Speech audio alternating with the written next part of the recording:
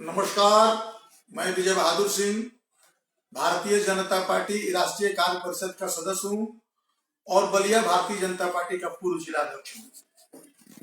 आज उत्तर प्रदेश में विधानसभा के चुनाव की बिगुल बज चुका है। सभी दल अपने अपने विचारधारा के हिसाब से मैदान में उतर चुके हैं। मैं भारतीय जनता पार्टी के कार्यकर्ता होने के नाते भारतीय जनता पार्टी की विचार रखने जा रहा हूं।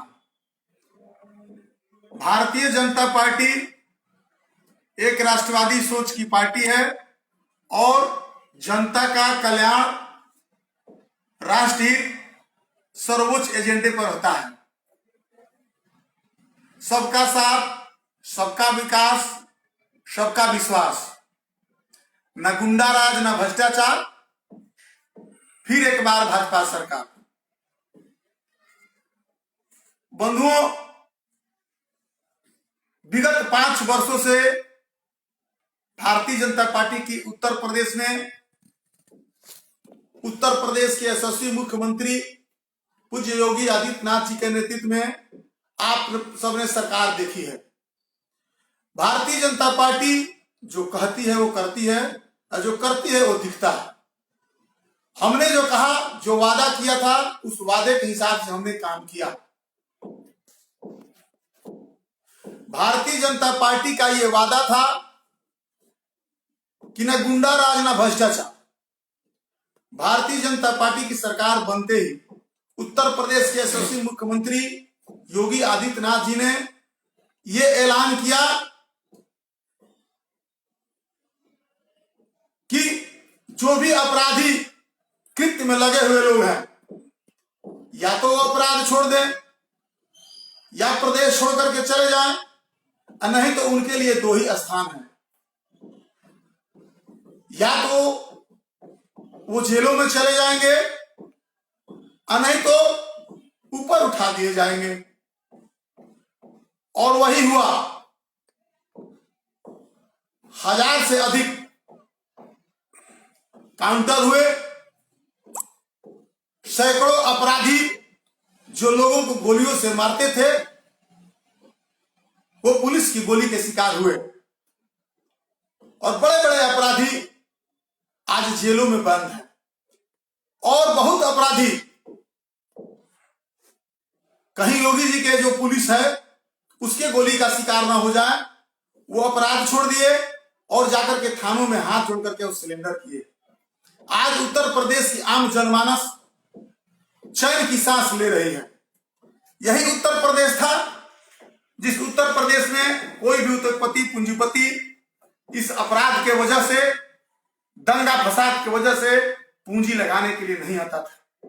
लेकिन योगी जी के 1 साल कार्यकाल पूर्ण होने के बाद उनके कार्यों से प्रभावित होकर के जब योगी जी ने पूरे देश और दुनिया के जो उद्योगपति हैं, पूंजीपति हैं, उनके लिए एक लखनऊ में इन्वेस्टर समिट का आयोजन कराया।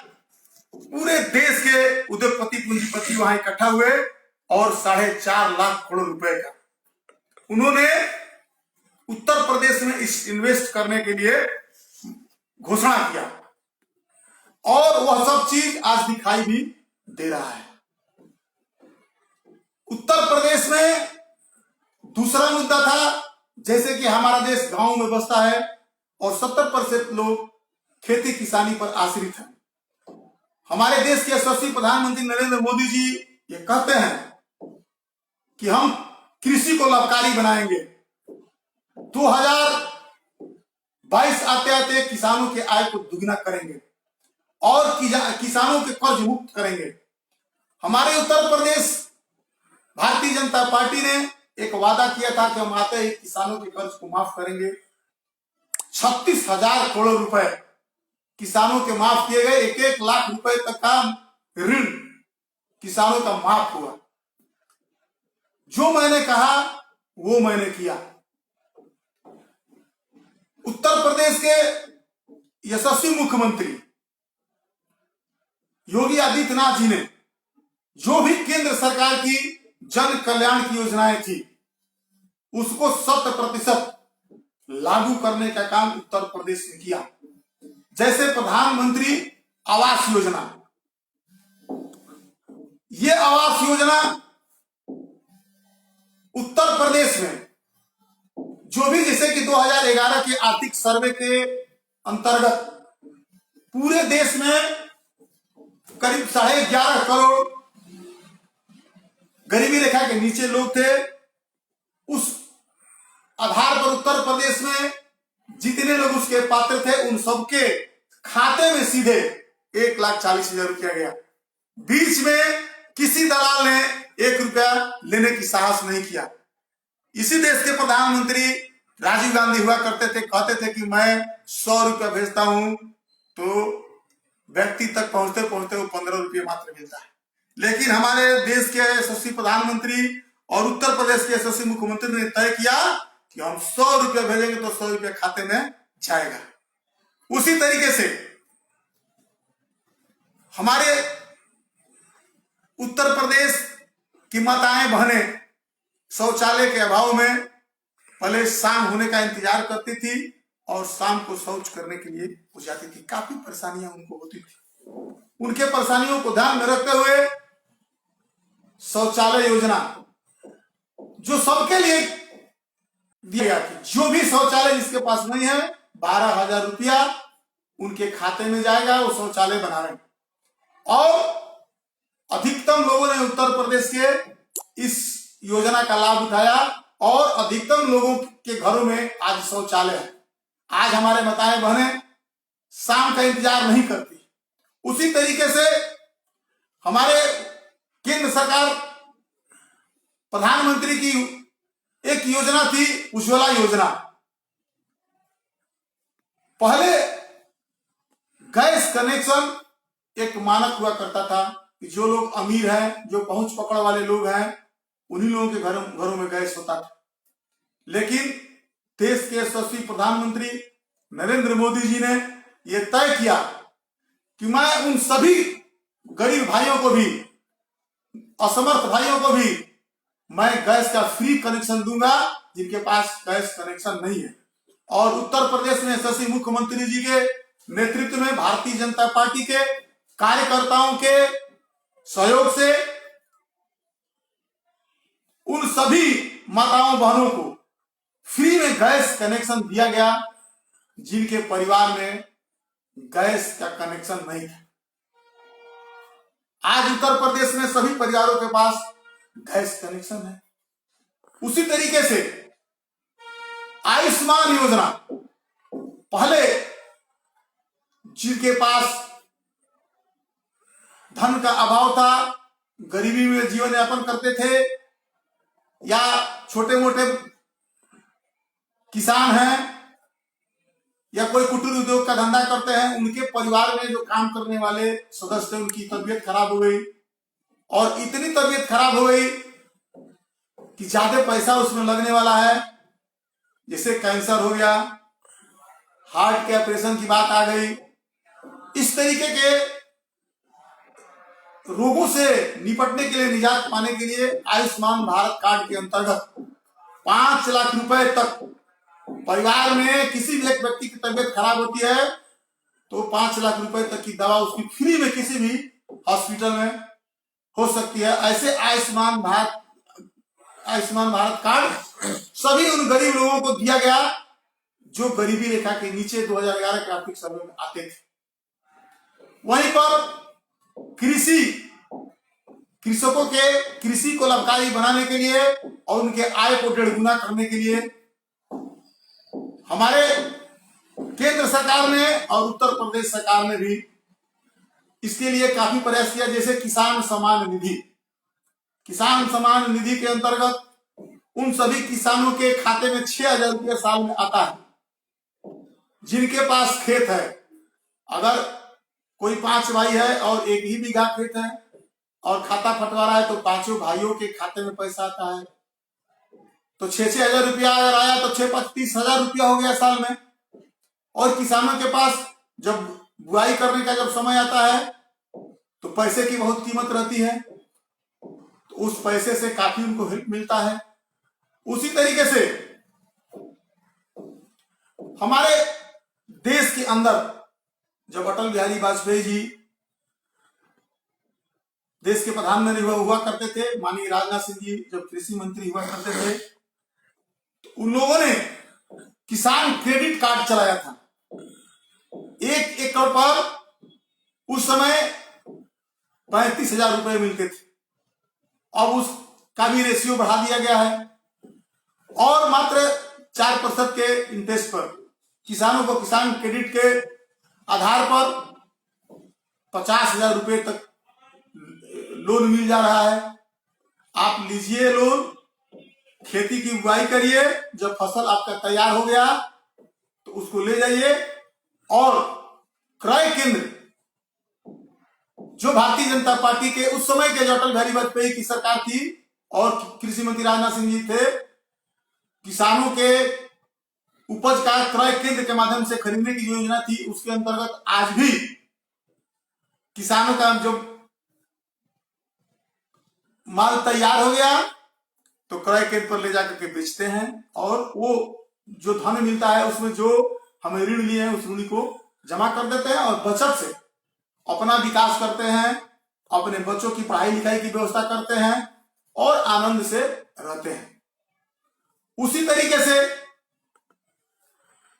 हमारे जितने भी गरीब भाई हैं, जैसे कि अभी कोरोना काल हमारे देश में चला, उस कोरोना काल में किसी को कोई परेशानी न हो, उन सभी लोगों को महीने में 2 बार राशन केंद्र सरकार के तरफ से भी और प्रदेश सरकार की तरफ से फ्री योजना के अंतर्गत दी जा रही है। राशनिंग प्रणाली जो पहले एक लूट का जरिया होता था, जैसे ही इस प्रदेश के मुख्यमंत्री योगी आदित्यनाथ जी हुए, उन्होंने ये तय किया कि मैं राशन में लूट नहीं होने दूंगा और उत्तर प्रदेश के सचिव मुख्यमंत्री योगी जी ने ई पास मशीन लाए और उस ई पास मशीन के माध्यम से अब उस मशीन पर जो भी उपभोक्ता है, जो भी कार्ड धारक है, अंगुली रखते हैं और उस ई पास मशीन के अंदर से एक पर्ची आती है और उस पर लिखा रहता है कि इतना किलो चावल, इतना किलो गेहूं और इस दर के हिसाब से प्रत्येक यूनिट पर 5 किलो के हिसाब से गेहूं और चावल 2 रुपए और 3 रुपए किलो के रेट से सभी गरीब भाइयों को जिनके पास राशन का कार्ड है, 80% लोगों के पास पात्र गृहस्थी कार्ड है, उन सभी लोगों को हर महीने 12 महीने अब राशन मिल रहा है। जो भी हमारे लाल कार्ड धारक हैं उनको 30 किलो 35 किलो 25 किलो और 30 किलो के हिसाब से गेहूं और चावल 2 रुपए और 3 रुपए किलो के हिसाब से मिल रहा है। जितने हमारे श्रमिक भाई हैं इस कोरोना काल में, चाहे वो मनरेगा के मजदूर हो, उनके खाते में पैसा गया, जो श्रम विभाग में पंजीकृत हमारे श्रमिक हैं उनके खाते में पैसा गया, हमारे माताओं बहनों के खाते में पैसा गया। और इसलिए कि कोरोना काल में जैसे कि लोग शहर से पलायन करके अपने घरों की तरफ आ गए थे, उनको किसी प्रकार की कोई खाने पीने की कोई परेशानी ना हो, भुखमरी की स्थिति ना पैदा हो, इसके लिए इस योजना को आज भी योजना वो चल रही है और यह योजना होली तक अभी चल रही है। और इसके साथ साथ भारतीय जनता पार्टी के शासनकाल में पहले की जो पूर्ववर्ती सरकार जिसे कि अखिलेश यादव की सरकार थी, 4 घंटे से 5 घंटे बिजली मिलती थी। बिजली जब आदमी खा करके सो जाता था तब आती थी और उठने के पहले चली जाती थी। और स्थिति ये थी कि अगर ट्रांसफार्मर जल गया तो लोग 10-10 रुपया चंदा इकट्ठा करते थे। 5,000-6,000 रुपया जब होता था तो बिजली विभाग में जाते थे और बड़े सिफारिश के बाद 3 महीने 4 महीने के बाद ट्रांसफार्मर मिलता था। वो ट्रांसफार्मर आके के लगता था और फिर ट्रांसफार्मर जल जाता था तो लोग जो है निराश होकर के घर बैठ जाते थे और अंधेरा में रहने के लिए मजबूर थे। लेकिन आज वही उत्तर प्रदेश है कि गाँव में 18 घंटे बिजली मिल रही है, तहसीलों को 20 घंटे बिजली मिल रही है और शहरों को 24 घंटे बिजली मिल रही है। और ट्रांसफार्मर की स्थिति है कि अगर ट्रांसफार्मर जल गया तो ये सख्त आदेश है कि 48 घंटे के अंदर ट्रांसफार्मर बदलना चाहिए और आज 48 घंटे के अंदर निःशुल्क ट्रांसफार्मर बदलता है। तो बंधुओं, आप लोग जनता जनार्दन है, आप लोगों को तुलना करनी चाहिए पूर्ववर्ती सरकारों से। पहले की जो सरकार है, जैसे कि सपा की सरकार थी, तो आम आदमी के पैसे से सफाई महोत्सव होता था, नाच गाने होते थे, बॉम्बे से लोग बुलाए जाते थे और आनंद लिया जाता था। उससे प्रदेश में क्या फायदा होने वाला है? एक सरकार थी जो पत्थर की मूर्तियां बनवा दी, पैसे का अपव्यय, उससे कौन क्या विकास होने वाला है? हमारे उत्तर प्रदेश के यशस्वी मुख्यमंत्री हुए तो ये लोग आरोप ये लगा सकते हैं कि ये लोग दीपोत्सव कराते हैं। हम लोग दावे के साथ कहते हैं कि हम दीपोत्सव कराते हैं, तो दीपोत्सव क्यों कराते हैं? हमारी जो भारतीय सभ्यता है, जो भारतीय संस्कृति है, जो जीवन दर्शन है, जिसको सुप्रीम कोर्ट ने भी माना है कि दुनिया के सर्वश्रेष्ठ जीवन दर्शन है, वो संसद सनातन जो धर्म है, उसका प्रचार प्रसार और विकास होना इस दुनिया के सुरक्षा के लिए, इस दुनिया की शांति के लिए अति आवश्यक है। तो दीपावली के समय में जो दीपोत्सव अयोध्या में होता है, अभी 12 लाख से अधिक एक वर्ल्ड रिकॉर्ड बना, दीप जलाए गए, और वो दीप चाइना से नहीं मंगाए गए, अमेरिका से नहीं मंगाए गए, वो दीप जो हमारे गांव में रहने वाले कुम्हार भाई हैं, उनके द्वारा बनाए गए वो मिट्टी के दीप दिया था, और उसमें ऐसे जिसे कड़ू तेल का इस्तेमाल हुआ था, और उस दीपोत्सव के माध्यम से जो दीप जला, उस दीप के जलने के से पर्यावरण शुद्ध होता है, दीप के माध्यम से हमारे कुम्हार भाइयों को रोजगार मिला, आमदनी हुई। तो जब जो वो काम जिससे लोगों को आमदनी हुई, हमारे कुटीर उद्योग उससे पुष्पित फलित हो रहे हैं और पर्यावरण भी शुद्ध हो रहा है, इसमें बुराई क्या है? तो भारतीय जनता पार्टी तो कहती है कि वो हर काम हम करेंगे जिससे कार्य के करने से देश और समाज को लाभ हो रहा है, और जिससे हमारे देश की और हमारे प्रदेश की जो जनता है वो सुख से, शांति से, चैन से रहे। पहले की स्थिति क्या थी? जैसे कि शिक्षा की व्यवस्था ले लीजिए, जर्जर शिक्षा व्यवस्था थी। आज जो है हर विद्यालय में प्रॉपर शिक्षकों की नियुक्ति हो चुकी है। बच्चों को पहले जो ड्रेस दिए जाते थे, स्वेटर दिए जाते थे, आज वो खाते में सीधे पैसे दिए जा रहे हैं। पहले पूर्ववर्ती सरकारों में इस तरीके की स्थिति नहीं थी। आज 4.5 लाख से ऊपर सरकारी नौकरी उत्तर प्रदेश सरकार द्वारा दिया गया है, और इसमें सबसे उल्लेखनीय बात यह रही कि बिना भ्रष्टाचार के ईमानदारी के साथ नौकरियां हुई हैं। यही सपा की सरकार हुआ करती थी। कोई भी नौकरी ऐसी नहीं थी जिसमें बिना घूस की भर्ती हो जाए। 8-8 लाख 10-10 लाख रुपया सिपाही के भर्ती में लिए जाते थे, और उसमें भी भेदभाव होते थे। जाति विशेष के लोगों को, अयोग्य लोगों को योग्यता के को दरकिनार करते हुए वो नौकरी मिलती थी। पढ़ने वाले लड़के निराश होकर के बढ़ जाते थे, आत्महत्या करने पर मजबूर हो जाते थे। लेकिन आज वही जो पढ़ने वाले लड़के हैं, जिसकी जो जितनी योग्यता है, इस योग्यता और क्षमता के हिसाब से लोगों ने सरकारी नौकरी प्राप्त किया। जो इन्वेस्टर समिट हुआ था आज से 4 वर्ष पहले 4.5 लाख करोड़ रुपए का, और जो उद्योगपति पूंजीपति उत्तर प्रदेश में उद्योग धंधा अपना लगा चुके हैं, उसमें जो भी अगर अच्छी शिक्षा ग्रहण किया है, चाहे वो मैनेजमेंट की पढ़ाई किया हो, इंजीनियरिंग की पढ़ाई किया हो, पॉलिटेक्निक की पढ़ाई किया हो, ITI भी किया हो, योग्यता के आधार पर 10 लाख से ऊपर लोगों को रोजगार मिला है। और